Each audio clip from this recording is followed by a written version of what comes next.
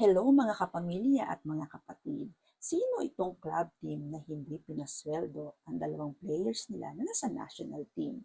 Sinabi ni ABC President and PNBF Head Tatso Sara sa weekly PSA forum na may dalawang national team players na sinagot nila ang sweldo dahil di sila pinasweldo ng club team nila habang sila ay nasa national team duty.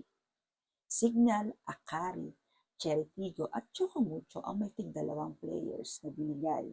Sa Signal si Don at Bunny, sa Akari si Faith and Pipi, sa Cheritigo naman si Jen at Aya at sa Chocomucho si Cherry at Sisi.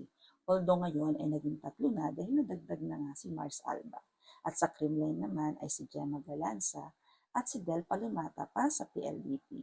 Hindi ko sinama si Gia dahil wala naman siya sa Creamline nung kinuha siya sa Alas, Pilipinas. The clubs, it happened to only one club na naman na yung dalawang player hindi pinasweldo. I don't want to mention names, kaibigan naman natin. But I hope they will understand na even na hindi sila nakakalaro for 3 or 4 months, they should be proud that 2 of their players are playing in the national team. Diba? But again, I don't know the understanding of this. Is in their contract or not, but we supported them. Yung sweldo na nawala nila sa club nila, PNB na nagpasweldo. Kasi nakakaawa. And I hope, sana, hindi na mangyari ito. Because nakakaawa yung player. They're playing for the country, tapos babawasan ng club. Diba? So, we have to support yung